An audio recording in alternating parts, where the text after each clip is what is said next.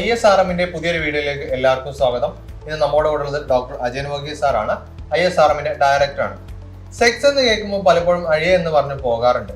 പക്ഷേ ഈ സെക്സ് കാരണം മാത്രം ഒരുപാട് ജീവിതങ്ങൾ ഡൈവേഴ്സ് ആയിപ്പോയിട്ടുണ്ട്. വിവാഹത്തിന് ശേഷം പ്രോപ്പറായിട്ട് സെക്സ് നടക്കാത്തത് കൊണ്ട് പല കുടുംബ ജീവിതങ്ങളും ഡൈവേഴ്സ് ആയി പോയിട്ടുണ്ട്. അത് എന്തുകൊണ്ടാണ്, എങ്ങനെയാണ് സെക്സ് ഇത്രയും ഇമ്പോർട്ടന്റ് ആവുന്നത് എന്നുള്ളതൊക്കെ നമുക്ക് ഇന്ന് ഡോക്ടറായിട്ട് സംസാരിക്കാം. ഹൈ സർ, എങ്ങനെയാണ് നമ്മൾ ഈ ഒരു സെക്സ് എന്ന സാധനം, സെക്സ് എന്ന് പറയുന്നത് നമ്മുടെ കുടുംബ ജീവിതത്തിൽ അത്രയും ഇമ്പോർട്ടന്റ് ആയി കയറാൻ കാരണം? അല്ല, അതിപ്പോ വിവാഹം കഴിക്കുന്നത് തന്നെ കുടുംബജീവിതം നയിക്കുക എന്നുള്ള ലക്ഷ്യത്തിലൊന്നുമല്ല. ലൈംഗികത ഒരു ആവശ്യമായതുകൊണ്ട് മാത്രമാണ് വിവാഹം കഴിക്കുന്നത്. അല്ല, എനിക്ക് കുട്ടികൾ വേണം, പ്രത്യുൽപാദനം നടക്കണം, പുതിയ തലമുറയെ സൃഷ്ടിക്കണമെന്ന് കരുതി ആരും വിവാഹം കഴിക്കുന്നുണ്ടെന്ന് എനിക്ക് തോന്നുന്നില്ല. അതതിൻ്റെ ഒരു ബൈ പ്രൊഡക്റ്റ് ആണെന്ന് പറയുകയാണെങ്കിൽ, കുട്ടികളുണ്ടാകുന്നതൊക്കെ സെക്സിൻ്റെ ഒരു ബൈ പ്രൊഡക്റ്റ് ആണെന്ന് പറയുകയാണെങ്കിൽ ഏറെക്കുറെ അതാണ് ശരി. പിന്നെ അല്ല എന്നൊക്കെ വാദിക്കാം, അല്ലെങ്കിൽ അങ്ങനെ പറയുമെങ്കിലും ശരി, ലൈംഗികതയ്ക്ക് വേണ്ടിയാണ് വിവാഹം നടക്കുന്നത്, അല്ലാതെ ലൈംഗികരഹിത ജീവിതം നയിക്കാനല്ല. അപ്പോൾ ലൈംഗികതയ്ക്ക് വേണ്ടി വിവാഹം കഴിക്കുന്നു, ലൈംഗികത ലഭിക്കാതെ വരുന്ന ഒരവസ്ഥയിൽ, അതായത് പുരുഷൻ്റെ തകരാറുണ്ടാകാം, സ്ത്രീയുടെ തകരാറുണ്ടാകാം, ലൈംഗിക ജീവിതം അല്ലെങ്കിൽ ലൈംഗികത ലഭിക്കാതെ വരുന്ന ഒരവസ്ഥയിൽ തീർച്ചയായിട്ടും വിവാഹമോചനം ഉണ്ടായേ പറ്റുള്ളൂ. കാരണം വെച്ചിട്ടുണ്ടെങ്കിൽ രണ്ടു കൂട്ടരും അതിനകത്ത് അവിടെ ഒരുമിച്ച് നിന്നിട്ട് യാതൊരു കാര്യവുമില്ല. ഈ ലൈംഗികത എന്ന് പറയുന്നത് വളരെ ഇമ്പോർട്ടൻ്റ് ആയിട്ടുള്ളൊരു കാര്യമാണ്. കുട്ടികളുണ്ടാവണം, ശരിയാണ്, അപ്പോൾ പൂർത്തീകരണമാകുന്നു എന്ന് മാത്രം. അതുപോലെ തന്നെ നമ്മുടെ പരസ്പരം അങ്ങോട്ടും ഇങ്ങോട്ടും ഒക്കെ ഒരു സഹായഹസ്തങ്ങളും ഒക്കെ ആയിട്ട് ഭാവിയിൽ അത് ഭവിക്കുന്നുണ്ട്. അതൊക്കെ വിവാഹ ജീവിതത്തിൻ്റെ മറ്റു ഘടകങ്ങളാണ്. എന്നിരുന്നാലും ലൈംഗികതയില്ലെങ്കിൽ വിവാഹ ജീവിതം അർത്ഥശൂന്യമാണ്, വട്ടപൂജ്യമാണ്. അപ്പോൾ ലൈംഗികത ഇല്ലാത്തുള്ള ജീവിതത്തിൻ്റെ കാരണങ്ങൾ എന്താണ്, അത് എന്തുകൊണ്ടാണ് അങ്ങനെ സംഭവിക്കുന്നത് എന്ന് ഞാൻ പറഞ്ഞുതരാം. സ്ത്രീയുടെ ഭാഗത്തു നിന്നുണ്ട് പ്രശ്നങ്ങൾ, പുരുഷൻ്റെ ഭാഗത്തു നിന്നുണ്ട്. ഇപ്പോൾ പുരുഷൻ്റെ ഭാഗത്തു നിന്നുള്ള എടുക്കുകയാണെങ്കിൽ അദ്ദേഹത്തിന് ലൈംഗികമായിട്ടുള്ള താല്പര്യമില്ലാത്തൊരു വ്യക്തിയാണെന്നിരിക്കട്ടെ, എന്തെങ്കിലും അസുഖത്തിൻ്റെ ഭാഗമായിട്ടോ അല്ലെങ്കിൽ എന്താണെന്ന് വെച്ചിട്ടുണ്ടെങ്കിൽ ലൈംഗികതയോട് ഒട്ടും താല്പര്യം, മാനസിക രോഗമുള്ള ഒരു വ്യക്തിയാവട്ടെ, ആ രീതിയിലൊക്കെ ലൈംഗികമായിട്ട് താല്പര്യമില്ലാത്ത വ്യക്തികളുണ്ടാകാറുണ്ട്. അടുത്ത സ്റ്റെപ്പ് എന്നാണെന്ന് വെച്ചിട്ടുണ്ടെങ്കിൽ ലൈംഗികമായിട്ട് നല്ല താല്പര്യമൊക്കെ ഉണ്ട്, ആഗ്രഹങ്ങളൊക്കെ ഉണ്ട്, അദ്ദേഹത്തിന് ലിംഗം ഉദ്ധരിച്ച് വരുന്നില്ല, അതായത് യോനിക്കുള്ളിലേക്ക് പ്രവേശിക്കുവാനുള്ള കഴിവുള്ള ലിംഗം അദ്ദേഹത്തിനില്ല. അത്തരം അവസ്ഥയിലും ലൈംഗികരഹിത ജീവിതമായി മാറും. അപ്പോൾ വിവാഹം കഴിഞ്ഞതുകൊണ്ട് മാത്രം കാര്യമായിരുന്നില്ല, ലൈംഗികത നടക്കാതെ വരും.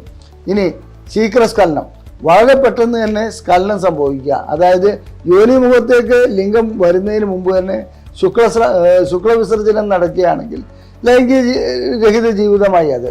അങ്ങനെയുള്ളൊരു ഇതുണ്ട്. ഇനി മറ്റൊരു കാര്യം ഓറിയൻറ്റേഷനാണ്. ചില വ്യക്തികളെ സംബന്ധിച്ചിടത്തോളം അവർ ഹോമോസെക്ഷൽ ട്രെൻഡായിരിക്കും അവർക്കുണ്ടാകുക. ഒരു കാരണവശാലും അവരെന്ത് ചെയ്യില്ല, ലൈംഗികമായിട്ട് സ്ത്രീകളുമായിട്ട് ബന്ധപ്പെടില്ല. അവർക്ക് പുരുഷനെ ആയിരിക്കും താല്പര്യം.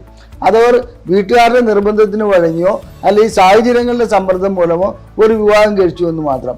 അത്രയും ഹോമോസെക്ഷൽ ആയിട്ടുള്ള ഒരു പുരുഷൻ വിവാഹം കഴിക്കുകയാണെങ്കിൽ അദ്ദേഹം ഭാര്യയുടെ കൂടെ കിടന്നുറങ്ങും. പക്ഷെ എന്താണെന്ന് വെച്ചിട്ടുണ്ടെങ്കിൽ ഒരു കാരണവശാലും ലൈംഗിക ജീവിതത്തിലേക്ക് അവർ വരില്ല. അപ്പോൾ കുറച്ച് കഴിയുമ്പോഴത്തേക്കും എന്താണെന്ന് വെച്ചിട്ടുണ്ടെങ്കിൽ ഇദ്ദേഹത്തിന് ഇറക്ടൈൽ ഡിസ്ഫങ്ഷനാണ് അല്ലെങ്കിൽ വേറെ എന്തെങ്കിലും ലൈംഗിക ശേഷിക്കുറവാണെന്ന് കരുതി ക്ലിനിക്കിലേക്ക് വിളിച്ചുകൊണ്ട് വരുമ്പോഴാണ് ഇത്തരം സംഭവങ്ങൾ അറിയുക. അത്തരം ഓരോരോ അനുഭവങ്ങൾ ഞാൻ പറഞ്ഞ് വ്യക്തമാക്കി തരാം. അത് കഴിയുമ്പോൾ അത് മനസ്സിലാവും എന്തുകൊണ്ടാണ് ഇങ്ങനെ സംഭവിക്കുന്നതെന്ന്. ഇനി മറ്റൊരു കൂട്ടരുണ്ട്, അവരെ സംബന്ധിച്ചിടത്തോളം എന്താണെന്ന് വെച്ചിട്ടുണ്ടെങ്കിൽ സ്ത്രീകളുമായിട്ട് ലൈംഗിക ബന്ധത്തിൽ ഏർപ്പെടും, പുരുഷന്മാരുമായിട്ടും ഏർപ്പെടും. പക്ഷെ അദ്ദേഹത്തിന് കൂടുതലും ആഭിമുഖ്യം പുരുഷന്മാരോടായിരിക്കും, ബൈസെക്ഷൽ എന്ന് പറയുന്നത്. ഈ ഗണത്തിൽപ്പെട്ടവരും ശരിക്കും പലരും വിവാഹ ശേഷം ലൈംഗിക ബന്ധത്തിൽ ഏർപ്പെടാതെ സമയം കളയുന്നതായി കാണാറുണ്ട്. പുതിയതായി ഡെവലപ്പ് ചെയ്തു വന്നിരിക്കുന്നത് പോൺ അഡിക്ഷനാണ്. അതായത് ലൈംഗികമായിട്ട് ബന്ധപ്പെടാനുള്ള കഴിവുള്ള ഒരു വ്യക്തി നീലച്ചിത്രങ്ങൾ കണ്ട് സ്വയംഭോഗം ചെയ്ത് അതിനോട് അഡിക്ഷനായി വരുന്നു. ആ കൂട്ടത്തിലിവിടെ വിവാഹം കഴിഞ്ഞ ഒരു സ്ത്രീ അവിടെ കിടക്കുകയാണെങ്കിൽ അത്ര 1000-ൽ ഒരുത്തി മാത്രമായിട്ട് ആ പെൺകുട്ടിയെ തോന്നുകയുള്ളൂ. അവളോട് ലൈംഗികമായിട്ട് ബന്ധപ്പെടാൻ തോന്നുന്നില്ല. ഇദ്ദേഹം വീണ്ടും നീലച്ചിത്രങ്ങൾ കണ്ട് സ്വയംഭോഗം ചെയ്യും, അതിനോട് അഡിക്റ്റായി മാറുകയും ചെയ്യുന്ന അവസ്ഥ വരാറുണ്ട്. ഇതാണ് ലൈംഗികരഹിത ജീവിതത്തിൻ്റെ പുരുഷൻ്റെ ഭാഗത്തു നിന്നുള്ള കാരണങ്ങൾ. ഇനി സ്ത്രീയുടെ ഭാഗത്തേക്ക് വരികയാണെങ്കിൽ ഇതേപോലെ തന്നെ താല്പര്യക്കുറവുള്ള സ്ത്രീകളുണ്ടാവും, ഹോർമോണൽ ഇഷ്യൂസ് ഉള്ള സ്ത്രീകളുണ്ടാവാം. അതുപോലെ തന്നെ ഇതിനോട് എന്നാണെന്ന് വെച്ചിട്ടുണ്ടെങ്കിൽ മാനസികമായിട്ടുള്ള ചില രോഗങ്ങൾ, അത്തരം രോഗങ്ങളുള്ളവർക്ക് ലൈംഗികതയോട് താല്പര്യം ഉണ്ടാവില്ല.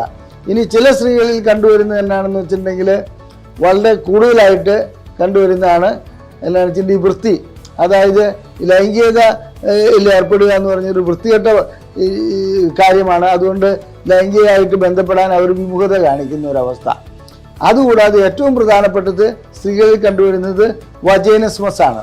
വജൈനസ്മസ് എന്ന് പറയുമ്പോൾ ഈ യോനിക്കുള്ളിലേക്ക് ലിംഗം കടക്കുമെന്ന് പ്രതീക്ഷിക്കുമ്പോൾ തന്നെ അവരുടെ യോനിയുടെ മസിലുകൾ ശക്തമായി അടയുന്നു. ലൈംഗിക ബന്ധത്തിൽ ഏർപ്പെടാൻ പുരുഷൻ എത്ര ശ്രമിച്ചാലും ലിംഗം ഉള്ളിലേക്ക് കടക്കുകയില്ല. യോനി മുഖത്ത് വന്നിട്ട് അത് വളഞ്ഞു പോകുന്ന ഒരവസ്ഥ വരിക. മാത്രമല്ല ഈ സ്ത്രീ മിക്കപ്പോഴും പുറകോട്ട് ഇങ്ങനെ നീങ്ങിപ്പോകുന്നത് കാണാം. പുരുഷനെ ആലിംഗനം ചെയ്യേണ്ടതിന് പകരം തള്ളി മാറ്റുന്നതായും കാണാം. അതാണ് വജൈനസ്മസ് അഥവാ യോനി സങ്കോചം. ഇതിന് കറസ്പോണ്ടിങ് ആയിട്ടുള്ള മറ്റൊരു അവസ്ഥയുണ്ട്, വജൈന ഡെൻഡേറ്റ എന്നൊക്കെ പുസ്തകങ്ങളിൽ പറയുന്നുണ്ട്. ഞാൻ അത്തരം കേസുകൾ ഇതുവരെ എനിക്ക് ലഭിച്ചിട്ടില്ല. അതായത് യോനിക്കുള്ളിലേക്ക് കിടക്കുമ്പോൾ യോനിക്കുള്ളിൽ പല്ലുണ്ട്, പുരുഷന്റെ ലിംഗത്തെ കടിക്കുമെന്നൊക്കെ ചുമ്മാ തെറ്റിദ്ധരിക്കുന്ന ചില പുരുഷന്മാരുണ്ട്. അതൊക്കെ പുസ്തകങ്ങളിലല്ലാതെ ഞാനൊരിക്കലും എൻ്റെ ഇത്രയും കാലത്തെ ക്ലിനിക്കൽ എക്സ്പീരിയൻസിൽ എനിക്ക് അത്ര ഒരു കേസ് ലഭിച്ചിട്ടില്ല. ഇനി ഇത്തരം കാര്യങ്ങളെല്ലാം ഉണ്ടെങ്കിൽ ഇത് കൂടാതെ പെർഫോമൻസ് ആങ്സൈറ്റി എന്ന് പറയുന്നുണ്ട്. ആദ്യമായി ലൈംഗിക ബന്ധത്തിൽ ഏർപ്പെടുമ്പോൾ അതിന് പുരുഷന്റെ ഭാഗത്തു നിന്നുണ്ടാകുന്ന ഭയപ്പാടാണത്, എനിക്ക് വിജയിപ്പിക്കാൻ കഴിയുമോ എന്നുള്ളത്. അത്തരം കാര്യങ്ങളിലും ലൈംഗിക രഹിത ജീവിതം ഉണ്ടാകാറുണ്ട്. അപ്പോ വർഷങ്ങളായിട്ട് വിവാഹം കഴിഞ്ഞിട്ട് വർഷങ്ങളായിട്ട് ലൈംഗിക ബന്ധത്തിൽ ഏർപ്പെടാത്ത വരുന്ന ദമ്പതികളുണ്ടോ? സാർ എക്സ്പീരിയൻസ് അങ്ങനെ ഉണ്ടായിട്ടുണ്ടോ? എൻ്റെ എക്സ്പീരിയൻസിൽ അത്തരം വളരെയധികം ദമ്പതികൾ ഉണ്ടായിട്ടുണ്ട്. അതിൽ ഇപ്പോൾ ഞാൻ പറയുന്നതിന് വിട്ടുപോയ ഒരു സംഭവം കൂടി ഞാനിവിടെ പറയാം. അതായത് നിലമ്പൂർ ഭാഗത്തു നിന്ന് ഒരു 28 വയസ്സായ ഒരു സ്ത്രീയെയും കൊണ്ട് വന്നിരിക്കുന്നു. അവരുടെ മൂന്നാമത്തെ വിവാഹമാണ്. ഈ മൂന്നാമത്തെ വിവാഹത്തിൽ ഇവർ ആദ്യത്തെ വിവാഹം ഡൈവേഴ്സായി, രണ്ടാമത്തെ ഡൈവേഴ്സായി, മൂന്നാമത്തെ വിവാഹം കഴിഞ്ഞിരിക്കുന്നു. ഭർത്താവും ഈ സ്ത്രീയുമായിട്ട്, അതായത് പെൺകുട്ടിയുമായിട്ട് ഇവിടെ വന്നിരിക്കുകയാണ്. ഇവരെ ഹിസ്റ്ററി എടുത്തപ്പോൾ എന്താണ് ഇതിൻ്റെ ലൈംഗികമായിട്ട് ബന്ധപ്പെടാൻ കഴിയാത്തതിൻ്റെ കാരണമെന്ന് ഞങ്ങൾ വളരെയധികം ഇൻവെസ്റ്റിഗേറ്റ് ചെയ്ത് നോക്കി. അവർക്ക് ലൈംഗികമായിട്ടുള്ള ബാക്കി എല്ലാ കാര്യത്തിലും ഒരു നോർമലായിട്ടുള്ള ഒരു സ്ത്രീ തന്നെയാണ് അവർ. അവർക്ക് പാചകത്തിനാവട്ടെ, തുന്നലറിയാം, നന്നായിട്ട് തയ്ക്കുന്നുണ്ട്, എല്ലാ കാര്യങ്ങളും വൃത്തിയായി ചെയ്യുന്നുണ്ട്. ലൈംഗികതയോട് വരുമ്പോൾ അവർക്കൊരു വിമുഖതയാണ്. അതേസമയത്ത് യോനി സങ്കോചം എന്ന് പറയാൻ പറ്റില്ല. അവരുടെ മുഖഭാവം മാറുന്നു, അവർ ലൈംഗികതയിലേക്ക് ബന്ധപ്പെടാൻ വരുന്നില്ല, അവർക്ക് അതിനോട് യാതൊരു താല്പര്യവുമില്ല. അവരുടെ അമ്മയെ വിളിച്ച് ഇതെന്താണ് ഇങ്ങനെ സംഭവിക്കാൻ എന്തെങ്കിലും കാരണമുണ്ടോ എന്ന് ചോദിച്ചപ്പോൾ 4-ാമത്തെ വയസ്സിൽ, അതായത് ഫാലിക് സ്റ്റേജിൽ കുട്ടികൾ സാധാരണഗതിയിൽ സ്വയംഭോഗം ചെയ്യാറുണ്ട്. നമ്മൾ ഏത് കുട്ടികളെ ശ്രദ്ധിച്ചാലും അവരുടെ വിരല് മിക്കപ്പോഴും ജനനേന്ദ്രിയത്തിൻ്റെ അടുത്തേക്ക് അവരറിയാതെ തന്നെ പോവുകയും അതിൽ ഉരസിക്കൊണ്ടിരിക്കുന്നതായും കാണാം. ഇത് നമ്മൾ പ്രകടമായി കാണുന്ന ഒരു അവസ്ഥയാണ്. അത് ആൺകുട്ടികളായാലും പെൺകുട്ടികളായാലും അത് കണ്ടുവരുന്നുണ്ട്. ഇത് സ്വാഭാവികവുമാണ്, ലൈംഗിക വളർച്ചയ്ക്ക് ഇത് ആവശ്യവുമാണ്. ഇങ്ങനെ ആ പെൺകുട്ടി ലൈംഗികമായിട്ട് സ്വയംഭോഗം ചെയ്യുന്ന ഒരവസ്ഥ ഈ കുട്ടിയുടെ അമ്മ കാണുകയും ഒരു വടി എടുത്തുകൊണ്ട് വന്നിട്ട് ഇങ്ങനെ സ്വയംഭോഗം ചെയ്തുകൊണ്ടിരിക്കുന്ന പെൺകുട്ടിയെ നല്ല 2 അടി കൊടുക്കുകയും ചെയ്തതായിട്ട് ഈ അമ്മ പറയുകയുണ്ടായി. അത് ശരിക്കും പറഞ്ഞാൽ ചൈൽഡ്ഹുഡ് സെക്ഷൽ ആക്ടിവിറ്റി, ആ ബാല്യകാലത്തിലുള്ള അല്ലെങ്കിൽ ശൈശവ കാലഘട്ടത്തിലുള്ള ആ സെക്ഷൽ ആക്ടിവിറ്റി അതിൻ്റെ മൂർധന്യാവസ്ഥയിലെത്തുന്ന ഒരവസ്ഥയിലായിരിക്കാം ഈ അമ്മ ഈ മർദ്ദനം നൽകിയത്.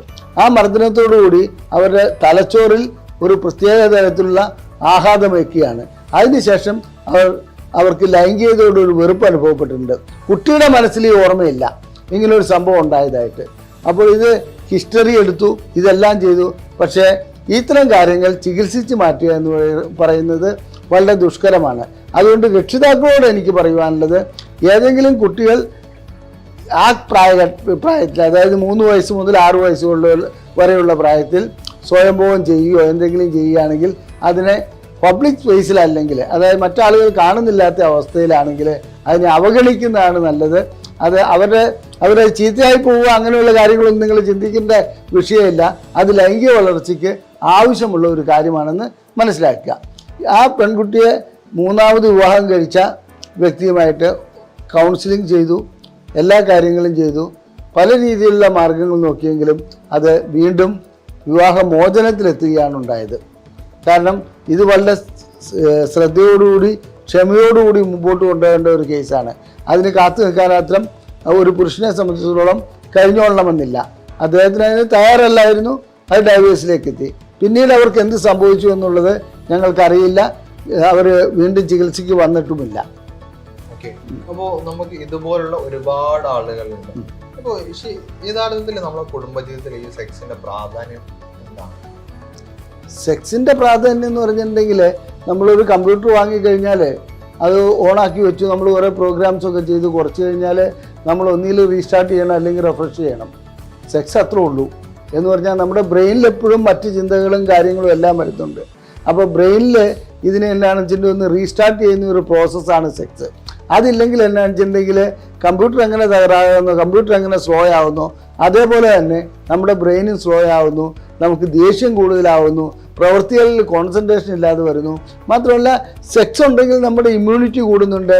ശാരീരികമായിട്ടുള്ള മറ്റ് പ്രവർത്തനങ്ങൾക്ക്, ഹൃദയത്തിൻ്റെ മറ്റ് അവയവങ്ങളുടെ എല്ലാം പ്രവർത്തനത്തിന് അത് ഗുണവും ചെയ്യുന്നുണ്ട്. അതുകൊണ്ട് സെക്സ് കുടുംബജീവിതത്തിൽ നിന്ന് മാത്രമല്ല ഓരോ ഇൻഡിവിജ്വലിനും അത്യാവശ്യം വേണ്ട ഒന്നാണ്. ലൈംഗികരഹിത ജീവിതം, സന്യാസ ജീവിതം എന്നും പറയുന്നതിന് എനിക്കതിൻ്റെ വാല്യൂ ഇതുവരെ മനസ്സിലായിട്ടില്ല, എങ്ങനെ മുന്നോട്ട് കൊണ്ടുപോകാൻ കഴിയുമെന്നുള്ളത്. അപ്പോൾ ഇത് സംബന്ധിച്ച കാര്യങ്ങളോ അല്ലെങ്കിൽ ലൈംഗികപരമായിട്ടുള്ള എന്ത് അസുഖങ്ങൾക്കും എന്ത് പ്രശ്നങ്ങൾക്കും നിങ്ങൾക്ക് ഡോക്ടറെ കൺസൾട്ടേഷൻ വേണമെന്ന് എടുക്കാവുന്നതാണ്. അതിന്റെ ഡീറ്റെയിൽസ് അറിയണമെങ്കിലോ നിങ്ങൾ സംശയങ്ങൾ ചോദിക്കണമെങ്കിലോ ഒക്കെ താഴെ കാണുന്ന നമ്പറിൽ കോൺടാക്ട് ചെയ്താൽ മതി. അത് നിങ്ങൾ കൃത്യമായിട്ട് അവർ കാര്യങ്ങളൊക്കെ എങ്ങനെയാണെന്നത് അവർ നിങ്ങൾക്ക് എക്സ്പ്ലെയിൻ ചെയ്തു തരും.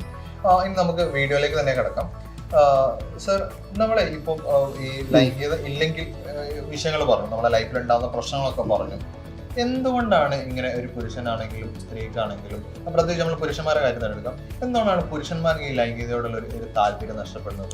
അല്ല, പുരുഷനിലും സ്ത്രീക്കും ലൈംഗിക താല്പര്യം നഷ്ടപ്പെടുന്നതിന് അതിന് ഹോർമോൺ സംബന്ധമായ പ്രശ്നങ്ങളാവാം, കുട്ടിക്കാലത്തുണ്ടായിരിക്കുന്ന ദുരനുഭവങ്ങളാകാം, അതുപോലെ തന്നെ ചില സോഷ്യൽ ഇഷ്യൂസ്, അതായത് അച്ഛനും അമ്മയും ലൈംഗിക ബന്ധത്തിൽ ഏർപ്പെടുന്നത് ചെറുപ്പത്തിൽ കാണുന്നു, അപ്പോൾ ഒരു ഭയപ്പാട് ഉടലെടുക്കുന്നു, ഇതെന്തോ തെറ്റാണെന്നുള്ള ധാരണ വരുന്നു.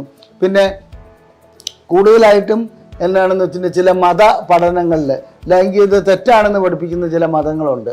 അതായത് അത് കേട്ട് കഴിഞ്ഞിട്ട് ഇതെന്തോ തെറ്റാണ്, ഞാൻ വിവാഹം കഴിക്കാതെ ജീവിക്കുന്നതാണ് നല്ലത് എന്നൊക്കെയുള്ള ധാരണ വരുന്ന വ്യക്തികളെ സംബന്ധിച്ചിടത്തോളം അവരുടെ ബ്രെയിനിൽ ഇത് രജിസ്റ്റർ ചെയ്യപ്പെടുന്നു. ഹോർമോണൽ ഇഷ്യൂ അല്ലെങ്കിൽ അത് പിന്നെ സോഷ്യൽ ഇഷ്യൂ ആണ്. സോഷ്യൽ ഇഷ്യൂ എന്ന് പറയുന്നത് ഞാനീ പറഞ്ഞത് കൾച്ചറലും, അതായത് നമ്മുടെ സംസ്കാരവും, നമ്മുടെ സംസ്കാരം എന്ന് പറയാൻ പറ്റില്ല, ആ സംസ്കാരം ശരിയായ ഒരു സംസ്കാരമല്ല. നമ്മുടെ ഭാരതീയ സംസ്കാരത്തിൽ ലൈംഗികതയ്ക്ക് അതിൻ്റെതായ പ്രാധാന്യം വളരെയധികം ഉണ്ട്. അത് കാമസൂത്രയും അതുമെല്ലാം മുമ്പോട്ട് പോവുകയാണെങ്കിൽ ഖജുരാഹോ ടെമ്പിളിലും ഒക്കെ നോക്കുകയാണെങ്കിൽ ലൈംഗികതയ്ക്ക് വളരെയധികം പ്രാധാന്യമുണ്ട്. എങ്ങനെയോ നമ്മളിങ്ങനെ ഒരു വിക്ടോറിയൻ ആറ്റിറ്റ്യൂഡിൽ, അതായത് ലൈംഗികത തെറ്റാണെന്നുള്ള ഒരു ആറ്റിറ്റ്യൂഡിൽ വന്ന ഒരു സമൂഹം ഇവിടെ ഒരു കാലഘട്ടത്തിലുണ്ടായി. അവരടിച്ചേൽപ്പിച്ച ചില നിബന്ധനകൾക്ക് വശംവദരായിക്കൊണ്ട് ലൈംഗികത തെറ്റാണെന്ന് ഇന്നും വിശ്വസിക്കുന്ന ആളുകളുണ്ട്. ഇതിനകത്ത് പറയുകയാണെങ്കിൽ അത് ചില മതവിഭാഗങ്ങളിലാണ് അത് കൂടുതലായി കാണപ്പെടുന്നത്. അതിനുശേഷം എന്നാണെന്ന് വെച്ചിട്ടുണ്ടെങ്കിൽ ഹോർമോൺ ടെസ്റ്റുകൾ നമ്മൾ ചെയ്യേണ്ടതുണ്ട്. ഇവർക്ക് ഹോർമോണലായിട്ടുള്ള ചില വല്ല പ്രശ്നങ്ങളുണ്ടോ, സൈക്കാട്രിക് ഡിസോർഡർ ഉണ്ടോ, അതെല്ലാം ചെക്ക് ചെയ്ത് കഴിഞ്ഞാൽ ലൈംഗിക താല്പര്യത്തിൻ്റെ വ്യക്തമായ കാരണങ്ങൾ കണ്ടെത്താൻ കഴിയും. അതിനനുസരിച്ചുള്ള ചികിത്സ നൽകുകയാണ് വേണ്ടത്. അപ്പോൾ സാർ ഒരുപാട് വിഷയങ്ങൾ പറഞ്ഞു, അത് പുരുഷന്മാരാണെങ്കിലും സ്ത്രീകളാണെങ്കിലും വിഷയങ്ങൾ പറഞ്ഞു. അപ്പോൾ ഇപ്പോൾ പറഞ്ഞതിലൊരു വിഷയമാണ് ഹോമോസെക്ഷാലിറ്റി. അതിനെ കുറിച്ച് എന്താണ്? അതിൽ ഇപ്പോൾ സ്ത്രീകൾക്ക് മാത്രമാണോ അല്ലെങ്കിൽ പുരുഷന്മാർക്ക് മാത്രമാണോ, അല്ലെങ്കിൽ രണ്ടുപേർക്കും ഇത് സ്ഥിരമായിട്ട് കാണുന്ന ഒരു കാര്യം? അല്ല, ഈ ഹോമോസെക്ഷാലിറ്റി ഏറെക്കുറെ ഒരു 3% പോപ്പുലേഷനിൽ, അതായത് സ്ത്രീകളിലായാലും പുരുഷന്മാരിലായും ഉണ്ട്. പക്ഷേ അതിലെന്നാ വെച്ചിട്ടുണ്ടെങ്കിൽ പ്രകടമായിട്ട് കാണപ്പെടുന്നത് പുരുഷന്മാരിലാണെന്ന് നമ്മൾ തെറ്റിദ്ധരിക്കുന്നു. സ്ത്രീകളിലും അതേ രീതിയിൽ തന്നെ കാണപ്പെടുന്നുണ്ട്. വിവാഹം കഴിഞ്ഞതിന് ശേഷം സാധാരണ ഇത്തരം പെൺകുട്ടികളും ആൺകുട്ടികളും വിവാഹം കഴിക്കുന്നത് നിർബന്ധങ്ങൾക്ക് വഴങ്ങിയാണ്. നമ്മൾ പല ഇതിലും വാർത്തകളിലും മറ്റും കേട്ടിട്ടുണ്ട്, ഒരു പെൺകുട്ടി മറ്റൊരു പെൺകുട്ടിയോട് ജീവിക്കാൻ അനുവദിക്കണമെന്ന് പറഞ്ഞ് കോടതിയിൽ പോകുന്നു, കേസാകുന്നു, എന്നിട്ട് അവർ ഒരുമിച്ച് ജീവിക്കുന്നു. ആൺകുട്ടികളുടെ കാര്യത്തിലും അവർ തമ്മിൽ വിവാഹം കഴിക്കുന്നു. പാശ്ചാത്യ രാജ്യങ്ങളിലൊക്കെ പല രാജ്യങ്ങളിലും അങ്ങനെ വിവാഹം കഴിക്കാൻ അനുവാദം നൽകിയിട്ടുണ്ട്. നമ്മുടെ സൊസൈറ്റിയിൽ നമുക്ക് എന്താണെന്ന് വെച്ചിട്ടുണ്ടെങ്കിൽ നമ്മുടെ ഈ സംസ്കാരം അനുസരിച്ച് അത്തരം വിവാഹത്തിലേക്കൊക്കെ വരുന്നതിന് വളരെയധികം ബുദ്ധിമുട്ടുണ്ട്. ഒരുമിച്ച് ജീവിക്കാൻ അനുവദിക്കും, പക്ഷെ വിവാഹം അനുവദിക്കുന്നില്ല. അങ്ങനെ വിവാഹം അനുവദിക്കാത്തത് കൊണ്ട് ഇവർ ഒരുമിച്ച് ജീവിക്കുന്നു. ഇത്തരം വ്യക്തികളെ ഏതെങ്കിലും രക്ഷിതാക്കളുടെ സമ്മർദ്ദത്തിന് വഴങ്ങി വിവാഹം കഴിപ്പിക്കുകയാണ് ചെയ്യുന്നത്. അങ്ങനെ വിവാഹം കഴിക്കുന്നതോടുകൂടി അവരുടെ അവസ്ഥ എന്താകുമെന്ന് വെച്ചാൽ അവർ ഒരുമിച്ച് അവിടെ ജീവിക്കും, പക്ഷെ ലൈംഗിക ബന്ധത്തിൽ ഏർപ്പെടുകയില്ല. ആരാണോ നോർമൽ ആയിട്ടുള്ള വ്യക്തി, അതായത് ഹോമോസെക്ഷൽ അല്ലാത്ത വ്യക്തി, ഇവരെയും കൂട്ടി ഇതിൽ ചികിത്സയ്ക്ക് വരാറുണ്ട്. അങ്ങനെ ചികിത്സയ്ക്ക് വന്ന ഒട്ടനവധി, അതായത് പെൺകുട്ടികളുടെ ഭാഗത്തു നിന്ന് ഹോമോസെക്ഷൽ ലെസ്ബിയൻ ട്രെൻഡുള്ള ഒരു 10-20 കേസുകൾ ഇവിടെ ചികിത്സയ്ക്ക് വന്നിട്ടുണ്ട്. അതിൽ ബൈസെക്ഷൽ ആയിട്ടുള്ള 1-2 എണ്ണത്തിനെ മാത്രമേ നമുക്ക് ചികിത്സിച്ച് ഒരു അതായത് ഗുണകരമായ മാറ്റത്തിലേക്ക് കൊണ്ടുവരാൻ കഴിഞ്ഞിട്ടുള്ളൂ. ബാക്കി 18 കേസിലും നമ്മൾ ഫെയിലാവുകയാണ് ചെയ്യുന്നത്. അതിൻ്റെ കാരണം അവരുടെ ജനിതകം അതാണ്, അവരുടെ സ്ട്രക്ചർ അതാണ്. അവരെ ഏത് രീതിയിൽ പോയാലും അതിനെ ട്രീറ്റ് ചെയ്ത് മാറ്റണമെന്നുണ്ടെങ്കിൽ വല്ലാത്ത പ്രയാസം അനുഭവപ്പെടുന്നുണ്ട്. മാത്രമല്ല ഇതിനുവേണ്ടി എടുക്കുന്ന സമയം, അതിനെല്ലാം കാത്തു നിൽക്കാൻ ഈ ആർക്കാണോ പ്രശ്നമുള്ളത് അവരുടെ ഇണ ചിലപ്പോൾ തയ്യാറായിക്കൊള്ളണമെന്നില്ല. ഇതുകൂടാതെ ഒരു കാര്യം കൂടി പറഞ്ഞു തരാം. ഇത് എഡ്യൂക്കേറ്റഡ് ആയിട്ടുള്ള MSc കെമിസ്ട്രി കഴിഞ്ഞ 2 പെൺകുട്ടികൾ, അവർ കോളേജിൽ ഒരുമിച്ച് പഠിച്ചതാണ്. ഒരാളുടെ വിവാഹം കഴിഞ്ഞു, മറ്റേ പെൺകുട്ടി പഠിക്കാനുണ്ടെന്നും പറഞ്ഞ് അല്ലെങ്കിൽ എന്തോ ഒരു ആവശ്യമുണ്ടെന്നും പറഞ്ഞ് ഇവരുടെ വീട്ടിൽ വന്ന് നിൽക്കുന്നു. അത് കഴിഞ്ഞിട്ട് ഭർത്താവുമായിട്ട് ലൈംഗിക ബന്ധത്തിൽ ഈ സ്ത്രീ ഏർപ്പെടുന്നില്ല, മറ്റേ പെൺകുട്ടിയായിട്ട് ലൈംഗിക ബന്ധത്തിൽ ഏർപ്പെട്ട് ഒരു 6 മാസത്തോളം പോവുകയും ഒരു സന്ദർഭവശാൽ ഇത് ഭർത്താവ് അറിയുകയും ചെയ്യുന്ന ഒരു അവസ്ഥ വരികയുണ്ടായി. അപ്പം അത്തരം കാര്യങ്ങളിൽ അവരെ സംബന്ധിച്ചിടത്തോളം അവരെ ജീവിക്കാൻ അവരെ വഴിക്ക് വിടുകയല്ലാതെ വേറെ നിവൃത്തിയൊന്നുമില്ല. മാറ്റിയെടുക്കാൻ കഴിയുന്ന കേസാണെങ്കിൽ നമുക്ക് ചികിത്സ വഴിക്ക് ചെയ്യാൻ പറ്റും. ഇത്തരം പെൺകുട്ടികളെ അല്ലെങ്കിൽ ആൺകുട്ടികളെ നിർബന്ധിച്ച് വിവാഹം കഴിപ്പിക്കാതിരിക്കുകയാണ് നല്ലത്. മറ്റൊരു മെഡിക്കൽ റെപ്രസെൻറ്റേറ്റീവിൻ്റെ കഥ പറയാം. അദ്ദേഹം നല്ല രീതിയിൽ മെഡിക്കൽ റെപ്രസെൻറ്റേറ്റീവായിട്ട് ജോലി ചെയ്യുന്നു. നല്ല ഒരു കോളേജ് ലെക്ചറുടെ വിവാഹം കഴിക്കുന്നു. ഈ കോളേജ് ലെക്ചറുടെ വിവാഹം കഴിച്ചിട്ട് നല്ല രീതിയിൽ കുടുംബജീവിതം പോകുന്നു. ലൈംഗിക രഹിത ജീവിതമാണ്, ഇദ്ദേഹത്തിന് ലൈംഗിക ശേഷിയില്ല എന്നും പറഞ്ഞാണ് ഇവിടെ ക്ലിനിക്കിലെത്തിയത്. അങ്ങനെ ലൈംഗിക ശേഷി ഇല്ല എന്നും പറഞ്ഞെത്തിയ വ്യക്തിയെ പരിശോധിച്ചപ്പോൾ അദ്ദേഹം ഒറ്റയടിക്ക് തന്നെ തുറന്നു പറയുന്നുണ്ട്, ഞാൻ ഹോമോസെക്ഷലാണ്, എനിക്ക് ഒരു കിടക്കുന്ന കാണുമ്പോൾ ഒന്നും തോന്നുന്നില്ല, എൻ്റെ പാർട്ട്ണറുമായിട്ട് ഞാൻ എപ്പോഴും ലൈംഗിക ബന്ധത്തിൽ ഏർപ്പെടുന്നുണ്ടെന്ന്. ഇത് നമുക്കൊരിക്കലും ഏച്ചു കെട്ടിയാൽ മുഴച്ചിരിക്കുമെന്ന് പറയുന്നത് തന്നെയാണ്. ഇവരെ തിരുത്തി കറക്റ്റ് ചെയ്ത് കൊണ്ടുവരിക എന്ന് പറഞ്ഞാൽ നടക്കുന്ന കാര്യമല്ല, പ്രയാസമുള്ള ഒരു കാര്യമാണ്. അവരുടെ വഴിക്ക് വിടുക എന്നോർത്ത് ഞാൻ ഹോമോസെക്ഷാലിറ്റിയെ പ്രോത്സാഹിപ്പിക്കുന്ന ഒരു വ്യക്തിയല്ല. തുടക്കം മുതലേ, അതിൻ്റെ ആരംഭം മുതലേ നമുക്ക് കണ്ടുപിടിക്കാൻ കഴിയുമെങ്കിൽ ഹോമോസെക്ഷാലിറ്റി തിരുത്തിക്കൊണ്ട് വരാൻ കഴിയുമായിരുന്നു. ജനിതകമല്ലാത്ത ഘടകങ്ങളാണെങ്കിൽ, സാഹചര്യങ്ങളുടെ സമ്മർദ്ദം മൂലം ഉണ്ടാകുന്നതാണെങ്കിൽ. അത്തരം സന്ദർഭങ്ങളിൽ നമുക്ക് തിരുത്താൻ കഴിയാത്തതിൻ്റെ കാരണം ലൈംഗികത ഓപ്പണായി ചർച്ച ചെയ്യപ്പെടുന്നില്ല. അച്ഛനോടും അമ്മയോടും ചെന്നിട്ട് എനിക്കിങ്ങനെ ഒരു അനുഭവം ഉണ്ടായി, ഞാനത് പറയുകയാണെങ്കിൽ അവർക്ക് 2 ചൂരൽ കഷായം കിട്ടുമെന്നല്ലാതെ അതിൻ്റെ വേണ്ട രീതിയിലുള്ള ഒരു ചെറിയ കുട്ടി 10-12 വയസ്സിലിങ്ങനെ ഒരു അനുഭവം പറയുകയാണെങ്കിൽ ഒരു ഭയങ്കര ബഹള ആ പ്രദേശത്തുണ്ടാകുകയാണ്. അത് ശരിക്കും ആ പ്രായത്തിൽ തന്നെ ചികിത്സ നൽകി, ആ പ്രായത്തിൽ തന്നെ അതിനുള്ള മാർഗങ്ങൾ ആരാഞ്ഞ് അതിന് പരിഹാരമുണ്ടാക്കുകയാണ് വേണ്ടത്. ഹോമോസെക്ഷാലിറ്റി തെറ്റാണോ ശരിയാണോ എന്നുള്ളതല്ല, അത് പ്രകൃതിദത്തമാണോ എന്ന് ചോദിച്ചാൽ ഒരു 3% വ്യക്തികളിൽ അത് കണ്ടുവരുന്നുണ്ട്. എന്നിരുന്നാലും ഇതല്ല സമൂഹത്തിന് നല്ലത്, വ്യക്തിക്കും നല്ലത്. ശരിക്കും ഹോമോസെക്ഷാലിറ്റി പരിഹരിക്കാൻ വേണ്ടി നമ്മൾ കുറച്ചുകൂടെ ആക്റ്റീവായിട്ട് ഇൻവോൾവ്മെൻറ്റ് നടത്തുകയാണ് വേണ്ടതെന്നാണ് എനിക്ക് പറയാനുള്ളത്.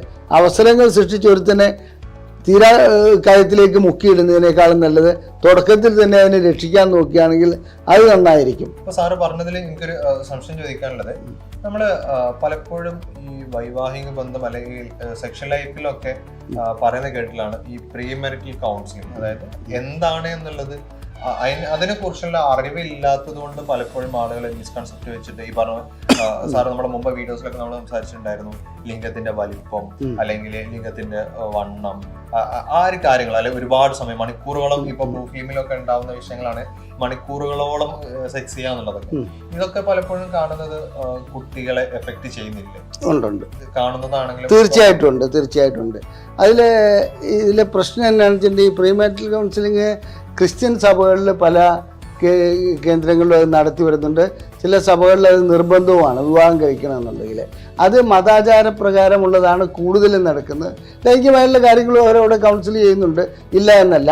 എന്നിരുന്നാലും ശരിക്കും ഹിന്ദു കൾച്ചറിൽ ജാതകം നോക്കുന്ന ഒരു ഇടപാടുണ്ട്. എൻ്റെ അഭിപ്രായത്തിൽ ഒരു മെഡിക്കൽ ജാതകം നമ്മൾ തയ്യാറാക്കേണ്ടതുണ്ട്. അതാണ് എൻ്റെ അഭിപ്രായം. കല്യാണത്തിന് മുമ്പ് രണ്ട് വ്യക്തികളും രണ്ട് കുടുംബത്തിലും പ്രമേഹമുള്ളവർ എത്രയുണ്ട്, അതുപോലെ അവർക്ക് ഭാവിയിലേക്ക് വരാൻ പോകുന്ന രോഗങ്ങൾ എന്താണ്, പിന്നെ ഇവരുടെ ലൈംഗികമായിട്ടുള്ള പരിശോധനകൾ. ശരിക്കും പറഞ്ഞാൽ കല്യാണം കഴിക്കുന്നതിന് മുമ്പ് മറ്റേ കാർ ഓടിച്ച് നോക്കുന്ന ഒരു ടെസ്റ്റ് ഡ്രൈവ് നടത്തുന്നോണം നമുക്ക് ഒരു ടെസ്റ്റ് ഡ്രൈവ് നടത്താൻ കഴിയുകയില്ല. അത് കംബോഡിയ എന്ന രാജ്യത്തെ ഒരു ഗോത്രവർഗത്തിൽ അവരുടെ അങ്ങനെയാണ്.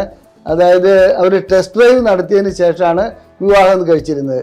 നമ്മുടെ ആദ്യം ഒരു ലവ് ഹട്ട്സ് എന്നാണ് ഇതിന് പറയുക. ആ ലവ് ഹട്ട്സിൽ പെൺകുട്ടി അവൾക്ക് ഇഷ്ടപ്പെട്ട ചെറുപ്പക്കാരെ വിളിച്ചു വരുത്തും. അവൾ 2-3 ദിവസം അവരുമായിട്ട് ലൈംഗിക ബന്ധത്തിൽ ഏർപ്പെടും. ഇഷ്ടപ്പെട്ടില്ലെങ്കിൽ അവനെ പറഞ്ഞുകൊണ്ടും വേറൊരുത്തിനെ വിളിക്കും. എന്നിട്ട് അവൾക്ക് ഏറ്റവും നല്ലവണ്ണം ലൈംഗിക ബന്ധത്തിൽ ഏർപ്പെട്ട ആൺകുട്ടി ആരാണോ അവരെ വിവാഹം കഴിക്കുന്നു. അപ്പോൾ ചീത്ത പെൺകുട്ടി എന്നൊരു വാക്കേ അവിടെ ഇല്ല. എല്ലാവരും ഈ പ്രോസസ്സിൽ കൂടെയാണ് വന്നത്. പിന്നെ നമ്മുടെ ഒരു കാര്യത്തിൽ എന്താണെന്ന് വെച്ചിട്ടുണ്ടെങ്കിൽ നമ്മൾ ഓരോ സംസ്കാരങ്ങളെയും മറ്റുള്ളവരെ അടിച്ചമർത്തുന്ന അല്ലെങ്കിൽ അധിനിവേശം നടത്തുന്ന ഒരവസ്ഥയാണ്. ഒരു 10-15 വർഷം മുമ്പാണെന്ന് തോന്നുന്നു അവിടെ ഈ കംബോഡിയയിലെ മറ്റ് വിഭാഗക്കാർ ചെന്നിട്ട് ഈ ലവ് കട്ടുകൾ തല്ലി തകർക്കുകയും ആ സംസ്കാരത്തിൽ നിന്ന് അവരെ മോചിപ്പിക്കുകയും ചെയ്തു എന്ന് പറയുന്നു. എൻ്റെ അഭിപ്രായത്തിൽ അവരുടെ ജീവിത രീതി അതാണെങ്കിൽ നമ്മൾ നമ്മുടെ ജീവിത രീതി അവരിൽ അടിച്ചേൽപ്പിക്കുന്നത് തെറ്റല്ലേ എന്നുള്ളതാണ് എൻ്റെ ചോദ്യം. വയനാട്ടിലെ ആദിവാസികൾ പണ്ട് എടുത്തുകൊണ്ടിരുന്ന വസ്ത്രവിധാനങ്ങൾ മാറ്റി അവരെ ചൂരിദാറും അതായത് ടോപ്പ് അണിയിക്കുക എന്ന് പറയുന്നത് ഒരു പരിഷ്കാരമല്ല. സത്യത്തിൽ അവരുടെ സംസ്കാരത്തെ നമ്മൾ തല്ലി തകർക്കുകയാണ് ചെയ്യുന്നത്. ഇവിടെ ലൈംഗികമായ കാര്യങ്ങളിൽ അതൊരു നല്ല രീതിയാണോ എന്ന് ചോദിച്ചാൽ തീർച്ചയായിട്ടും അതൊരു നല്ല രീതിയാണ്. അല്ലെങ്കിൽ ഈ ലോകത്തിൽ അവിടെ മാത്രമേ അതുണ്ടായിരുന്നുള്ളൂ. ആ ഒരു പരീക്ഷണ രീതിയിലെങ്കിലും അത് നല്ലതാണോ അല്ലയോ എന്ന് നമുക്ക് പരീക്ഷിച്ചറിയാൻ കഴിയുമായിരുന്നു. അതുപോലും തള്ളിത്തകർക്കുകയാണ് ചെയ്തത്. അതുകൊണ്ട് ഇപ്പോൾ സമൂഹം മാറി വരുന്നുണ്ട്. വിവാഹ ജീവിതത്തിന് മുമ്പ് ലൈംഗിക ബന്ധത്തിൽ ഏർപ്പെടുന്ന ഒട്ടനവധി ദമ്പതികൾ ഇവിടെ ചികിത്സയ്ക്ക് എത്താറുണ്ട്. അതിനുശേഷം അവരവരുടെ പ്രശ്നങ്ങൾ പറഞ്ഞിട്ട് അത് പരിഹരിച്ചിട്ട് വിവാഹം കഴിക്കുന്നവർ ഞങ്ങളുടെ ക്ലിനിക്കിൽ എത്തുന്നുണ്ട്. ഇതേ അവസ്ഥ തന്നെ ബന്ധത്തിലേർപ്പെടണമെന്നല്ല ഞാൻ പറയുന്നത്. മെഡിക്കൽ ചെക്കപ്പുകൾ നടത്തുക, എന്തെങ്കിലും ഒരു ഡോക്ടറെ പരിശോധിച്ച് നോക്കുക, ലൈംഗികമായിട്ട് ഇദ്ദേഹത്തിന് എങ്ങനെയുണ്ട്, എന്തെങ്കിലും പ്രശ്നങ്ങളുണ്ടോ, അത്തരം കാര്യങ്ങളുണ്ടെങ്കിൽ ആ വിവാഹം നടത്താതിരിക്കുന്നതല്ലേ നല്ലത്. അതാണ് എനിക്ക് പറയാനുള്ളത്.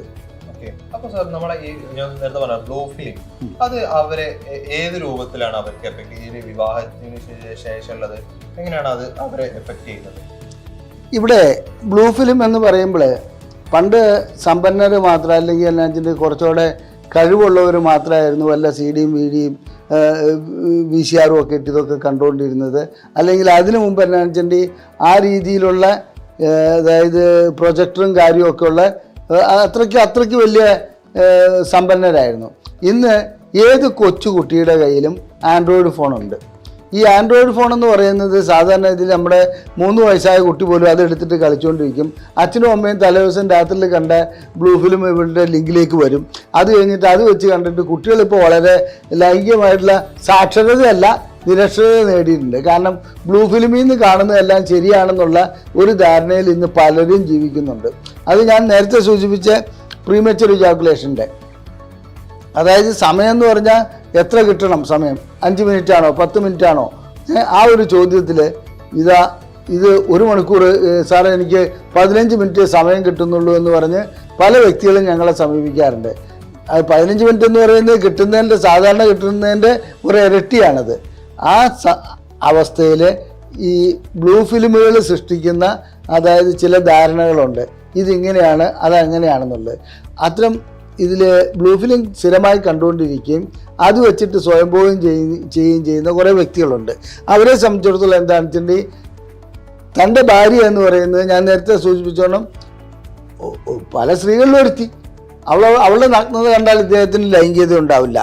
ഇതുപോലെ തന്നെ ബ്ലൂ ഫിലിം കണ്ടിട്ട് പെൺകുട്ടികൾക്കും പല ധാരണകളും ഉണ്ടായിരിക്കുന്നുണ്ട്.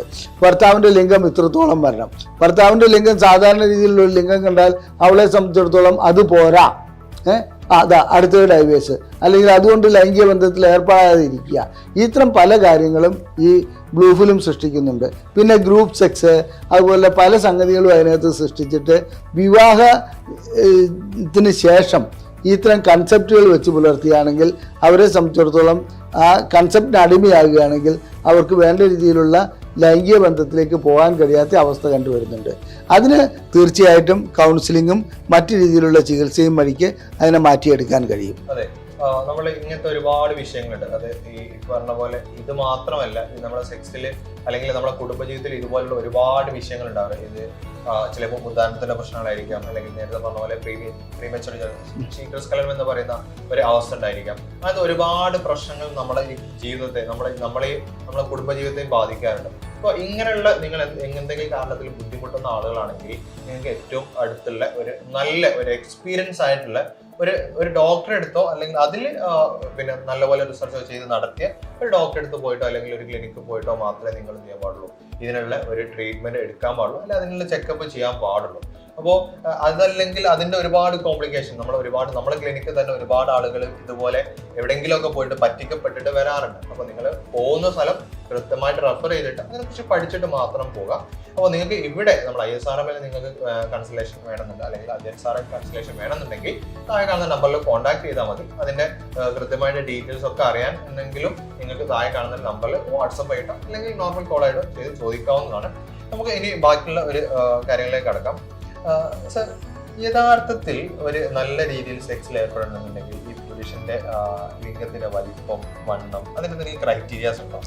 അതായത് ഇത് ഞാൻ നേരത്തെ സൂചിപ്പിച്ച അവിടെ നമ്മളെ പഠിപ്പിച്ചു വയ്ക്കുന്നത് അല്ലെങ്കിൽ നമ്മൾ ആസ്വദിക്കുന്നത് ചെറുപ്പം മുതലേ ഈ നീലച്ചിത്രങ്ങളാകുമ്പോൾ ഇതിനെന്താ വെച്ചിട്ട് ഈ 10-12 ഇഞ്ച് നീളം പോരാ എന്നുള്ളൊരു തോന്നൽ അങ്ങനെ തോന്നൽ വരുന്നതോടുകൂടി എന്നാ വെച്ചിട്ടുണ്ടെങ്കിൽ വിവാഹ ജീവിതം വളരെയധികം ബുദ്ധിമുട്ടുള്ളതായി തീരുന്നുണ്ട്. സാധാരണ ഒരു പുരുഷൻ്റെ ലിംഗത്തിൻ്റെ ഇന്ത്യൻ സ്റ്റാൻഡേർഡ് അനുസരിച്ച് ഒരു 5 ഇഞ്ച് നീളമൊക്കെ വന്നു കഴിഞ്ഞാൽ അത് നോർമലാണ്. അതോ അല്പം കൂടുതലാണ്. ഒരു 2-2.5 ഇഞ്ച് നീളം ഉണ്ടെങ്കിൽ തീർച്ചയായിട്ടും ലൈംഗികമായിട്ടുള്ള ബന്ധം ഒരു സ്ത്രീക്ക് സുഖം നൽകുന്ന രീതിയിൽ ആനന്ദം നൽകുന്ന രീതിയിൽ ലൈംഗിക ബന്ധത്തിൽ ഏർപ്പെടാൻ പറ്റും. ഇവിടെ അതിൽ നമ്മൾ ധരിച്ചു വയ്ക്കുന്ന ധാരണ, അതായത് നമ്മൾ ഒരു മുൻവിധിയോടുകൂടി പോവുകയാണെങ്കിൽ മാത്രമാണ് ലൈംഗികരഹിത ജീവിതത്തിലേക്ക് അത് പോകാറുള്ളത്. ലിംഗത്തിൻ്റെ വലിപ്പമോ വണ്ണമോ അല്ല, അതിൻ്റെ ദൃഢത മാത്രമാണ് ലൈംഗിക ജീവിതത്തിൽ പ്രധാനപ്പെട്ട ഘടകം. അപ്പോൾ ഇതിപ്പോൾ പുരുഷന്മാരിലെ വിഷയങ്ങളാണ് നമ്മളിപ്പോൾ ഡിസ്കസ് ചെയ്തിട്ടുള്ളത്.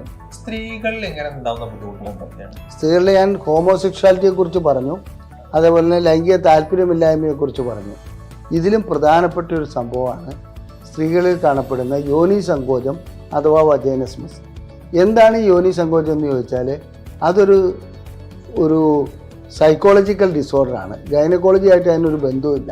എന്ന് പറഞ്ഞാൽ ലൈംഗികമായിട്ട് ബന്ധപ്പെടണം എന്ന് ഉള്ളൊരവസ്ഥയിലേക്ക് എത്തുമ്പോൾ അതിന് ശ്രമിക്കുന്നവരിനെ യോനിയുടെ മസിലുകൾ ശക്തമായി അടയുന്നു.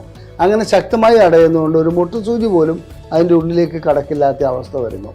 അവരെ സംബന്ധിച്ചിടത്തോളം, ഇത്തരം സ്ത്രീകളെ സംബന്ധിച്ചിടത്തോളം യോനിക്കുള്ളിലേക്ക് എന്തെങ്കിലും കടത്തുക എന്ന് പറഞ്ഞാൽ തന്നെ അത് ഭയങ്കര ഒരു ഡോക്ടർ പരിശോധിക്കാൻ വേണ്ടി ശ്രമിക്കുകയോ അല്ലെങ്കിൽ അതിൻ്റെ സ്കാനിങ്ങിന് വേണ്ടി അതിൻ്റെ പ്രോബ് ഉള്ളിലേക്ക് കടത്താൻ ശ്രമിക്കും. ഇതൊന്നും അവർ സംഭവിക്കില്ല. ഡോക്ടറെ ചവിട്ടി തെറിപ്പിച്ച് അവർ പുറത്തേക്ക് ഓടും. അവരെ സംബന്ധിച്ചിടത്തോളം ഇതിനകത്ത് നിന്ന് രക്തം വരും, ഭയങ്കരമായിട്ടുള്ള മാരകമായിട്ടുള്ള പ്രശ്നങ്ങളുണ്ടാവും എന്നൊക്കെയാണ് അവർ ധരിച്ചു വയ്ക്കുന്നത്. ഇതിൻ്റെ മുഖ്യമായിട്ടുള്ള കാരണം പുസ്തകങ്ങളിൽ നിന്നോ അല്ലെങ്കിൽ കൂട്ടുകാരികളിൽ നിന്നോ അല്ലെങ്കിൽ വിവാഹം കഴിഞ്ഞ ഏതെങ്കിലും സ്ത്രീകളിൽ നിന്നോ ചോദിച്ചറിയുന്ന ചില അറിവുകൾ വെച്ച് ലൈംഗികമായിട്ട് ബന്ധപ്പെടുന്ന സമയത്ത് ആദ്യം ഭയങ്കര വേദന ഉണ്ടാവും, അതികഠിനമായ വേദന ഉണ്ടാവും. അതിനുശേഷം രക്തം വാർന്നൊഴിക്കും. ഇങ്ങനെയൊക്കെയുള്ള ചില കൺസെപ്റ്റുകളിലേക്ക് ഈ പെൺകുട്ടി പോകുന്നു. അപ്പോൾ ഇത് ബ്രെയിനിൽ രജിസ്റ്റർ ചെയ്യുന്നതോടുകൂടി, അവരുടെ തലച്ചോറിൽ രജിസ്റ്റർ ചെയ്യുന്നതോടുകൂടി അവർ തീരുമാനിക്കുന്നു യോനിക്കുള്ളിലേക്കൊന്നും കടത്തരുത് എന്നുള്ളത്.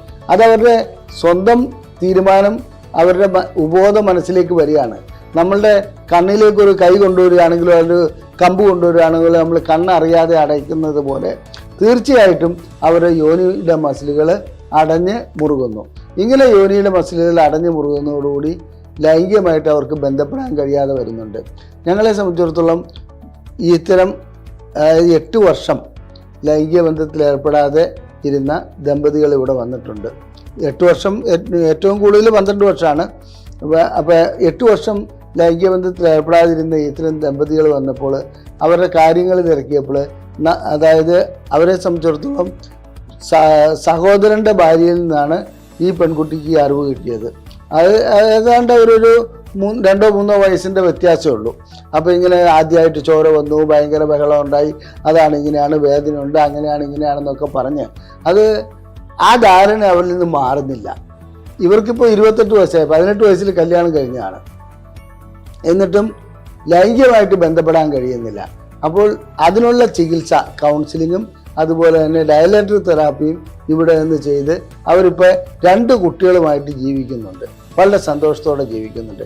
ഇത്ര ഒട്ടനവധി ദമ്പതികളുടെ കഥ എനിക്ക് പറയാൻ കഴിയും. പക്ഷെ എന്താണെന്ന് വെച്ചിട്ടുണ്ടെങ്കിൽ എല്ലാ വജൈനിസമസിനും ക്ഷമയോടുകൂടി ചികിത്സിക്കുകയല്ലാതെ മറ്റൊരു കാര്യവും നടക്കുകയില്ല.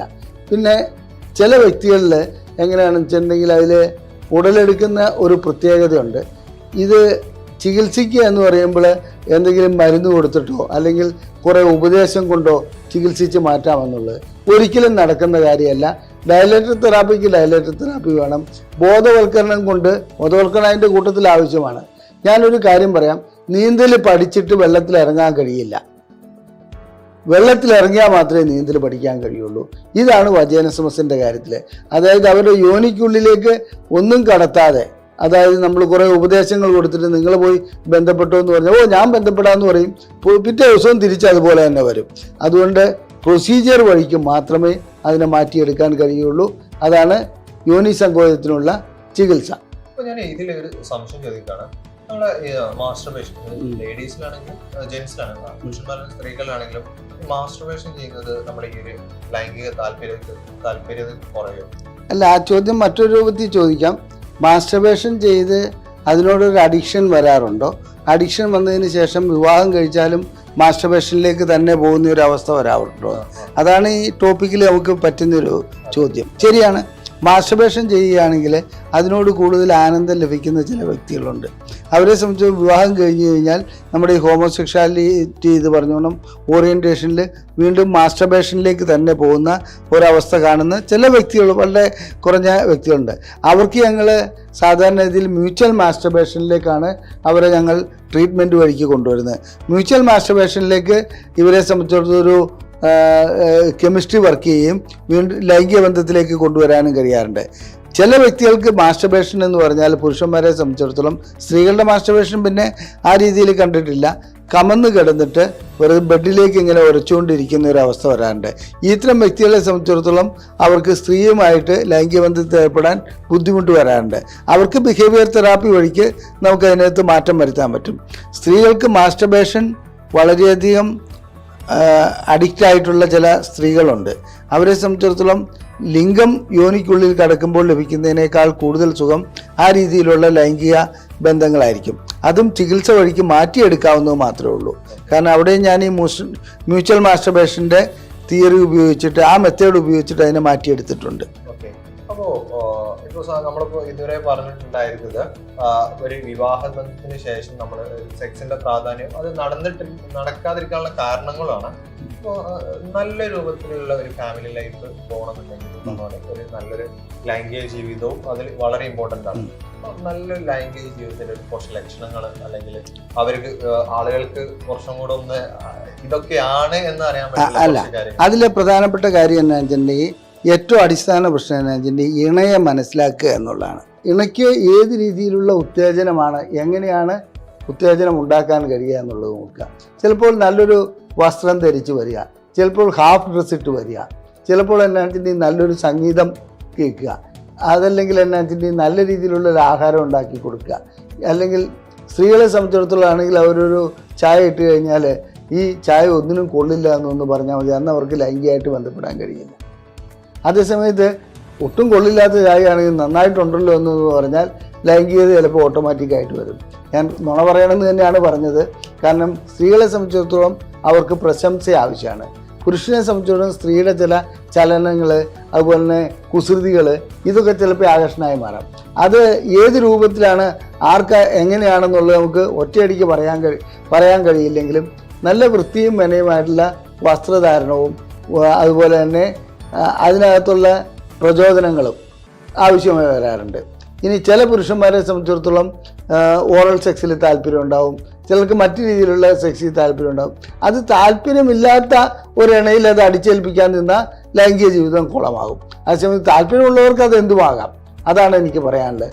അപ്പോൾ ഇണയെ മനസ്സിലാക്കി പെരുമാറുക എന്നുള്ളതിലാണ് എൻ്റെ കാര്യം കിടക്കുന്നത്. അപ്പോൾ ഒരുപാട് കാര്യങ്ങളാണ്, അതായത് ജീവിതത്തിന് ശേഷം അല്ലെങ്കിൽ ഒരു വിവാഹ ജീവിതത്തിന് ശേഷം നമ്മൾ നിർബന്ധമായിട്ടും നമ്മൾ കുറച്ച് കാര്യങ്ങൾ ശ്രദ്ധിക്കേണ്ട വിഷയങ്ങളാണ് സാറ് പറഞ്ഞിട്ടുള്ളത്. അതായത് ഒരു കുടുംബ ജീവിതത്തിന്റെ അടിസ്ഥാനം തന്നെയാണ് ഒരു ലൈംഗിക ബന്ധം അല്ലെങ്കിൽ ഒരു സെക്സ് എന്ന് പറയുന്നത്. അപ്പൊ അതിന് കേൾക്കുന്ന സമയത്ത് അയ്യേ എന്നല്ലെങ്കിൽ അതിനെക്കുറിച്ച് ഒരു വൃത്തികെട്ട രീതിയിൽ എല്ലാവരും ചെയ്യുന്നതാണ്. പക്ഷെ അതിനൊരു വൃത്തി എന്തോ കാലഘട്ടം മാറി വരുന്നുണ്ട്. മോശമാണെന്ന് ചിത്രീകരിക്കുന്ന ഒരുപാട് കാര്യങ്ങൾ ഉള്ളിൽ വെച്ചിട്ടാണ് പല ആളുകളും ജീവിക്കുന്നത്.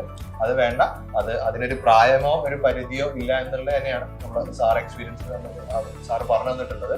അപ്പോൾ ഇതുപോലുള്ള എന്തെങ്കിലും ചെറിയ ചെറിയ വിഷയങ്ങളായിരിക്കാം. അപ്പോൾ അതും തുടക്കത്തിലെ ഒന്ന് അതിന് ട്രീറ്റ്മെന്റ് നടത്തിയാൽ നമുക്ക് ആ ഒരു പ്രശ്നങ്ങളൊക്കെ മാറി നല്ലൊരു കുടുംബ ജീവിതത്തിലേക്ക് നമുക്ക് നടക്കാൻ പറ്റും. ഏതായാലും നമുക്ക് ഇത്രയും നമ്മുടെ ഈ കാര്യങ്ങൾ ഡിസ്കസ് ചെയ്യുന്ന ഡോക്ടർ അജയൻ സാറോട് വളരെ നന്ദി അറിയിക്കുകയാണ്.